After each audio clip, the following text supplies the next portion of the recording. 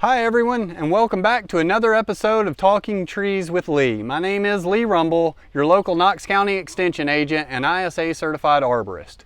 Today I would like to talk to you about diversifying our landscapes when choosing new plantings. All too often when I am out in town or on a site visit, I see pure monocultures. Now, monoculture is simply a term that we use when we select a single species and then we plant them in uniform rows in our yards. Monocultures can bring with them a whole host of problems. First, and where I often see the biggest issue, is when the cultural needs of the plant are not met.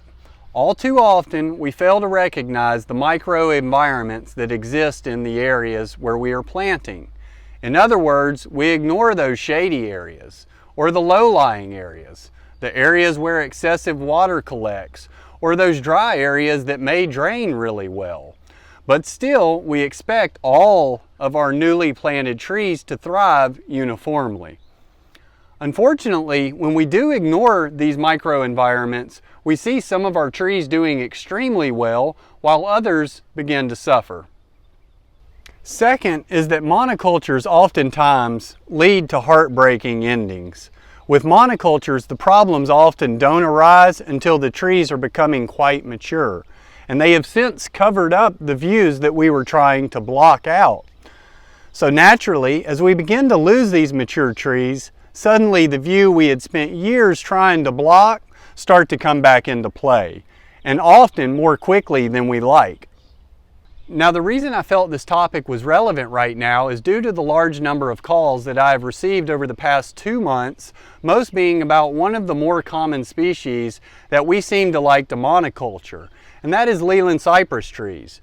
This year, I've received numerous calls about Leland cypress trees that are in steep decline. I've listened to a wide range of emotions on these calls, from "Lee, I can't lose these trees," to "How can I prevent this in the future?" And that is what I hope to help you with today by encouraging you to diversify your landscape. When we monoculture, in the event that we have a single stressful event, be it a pest, a plant pathogen, or some other major environmental event like a drought or a hard freeze, we suddenly have the ability to lose an entire stand of trees. If an invasive pest or plant pathogen enters these systems, well, there's a smorgasbord for them to thrive in and ultimately repopulate in, as there are multiple hosts, one after the next. If a drought hits, as we saw last year during August, September, and October, then suddenly, rather than just one of our trees doing poorly, we see an entire row of trees go into steep decline. This has been the case with Leland cypress trees this year. Last year's flash drought is having devastating results on many mature Leland cypress trees this year that were not under irrigation during this drought period.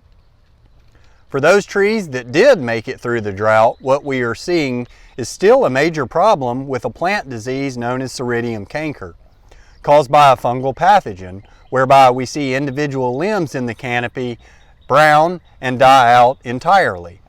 With multiple hosts nearby, we see this fungal disease quickly jump from tree to tree. By diversifying our landscapes, we break or at least slow down this cycle. Now, I am not fully against monocultures, and in the right setting, a monoculture that has been carefully planned for can be a wonderful thing. But in general, these landscapes do require additional supervision, from the planning stage to the management stage. In monocultures, I certainly suggest that you first study to understand the cultural requirements of the plant. While the plants may be identical, the location where they are going in the ground at rarely is.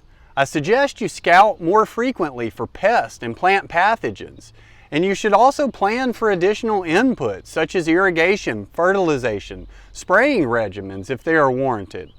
Lastly, and simply put, you should really expect greater losses in the event of a major disturbance. If you need help defining better suited species for your landscape, feel free to reach out to me. I will be happy to help. I've left my contact information at the end of this video. Thank you all for watching again today. I hope you have a great rest of your week.